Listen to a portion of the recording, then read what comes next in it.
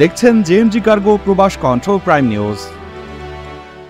মালয়েশিয়ার মাহসা বিশ্ববিদ্যালয়ে অনুষ্ঠিত ষষ্ঠ ওয়ার্ল্ড ইনভেনশন কম্পিটিশন অ্যান্ড এক্সিবিশনে বাংলাদেশের তরুণ উদ্ভাবকদের 4টি দল স্বর্ণপদক জিতেছে।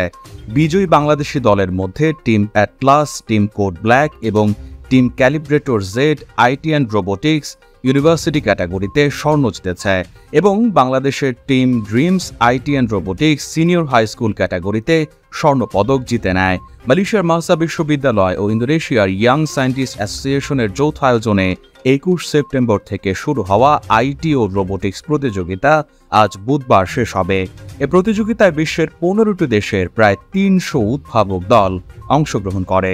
বাংলাদেশের একাধিক দল এতে অংশগ্রহণ করে 4টি দল স্বর্ণপদক জিতে নিয়েছে।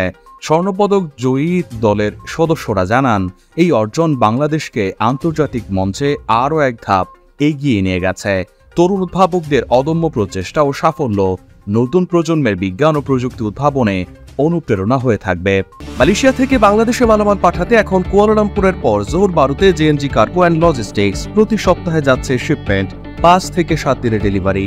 মালয়েশিয়ার সব জেলায় এজেন্ট প্রদান করা হচ্ছে। পণ্য আপনার সঠিক ঠিকানায় বিশ্বস্ততার সাথে পৌঁছে দেওয়ার দায়িত্ব আমাদের।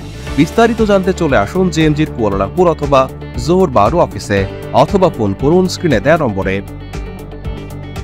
টিম অ্যাটলাসের নেতা সানি জুবায়ের বলেন, অন্যদেরকে এই সম্ভাবনায় অনুপ্রাণিত করবে এই পুরস্কার। টিম ক্যালিব্রেটর জেড থেকে আব্দুল্লাহ ইবনে হাসান জানান, এতে যে চ্যালেঞ্জগুলো ছিল তা আমরা সমন্বিতভাবে উপভোগ করেছি। এই চ্যালেঞ্জগুলো হার্ডওয়্যার এবং সার্কিট তৈরি করার ক্ষেত্রে আমাদেরকে মুখোমুখি হতে হয়েছে। টিম কোড ব্ল্যাকের সদস্যরা জানিয়েছেন, লিঙ্গ নির্বিশেষে বাংলাদেশের নতুন প্রজন্মের নারী উদ্ভাবকদের অনুপ্রাণিত করবে তাদেরই অর্জন। প্রবাস কণ্ঠ নিউজ ডেস্ক।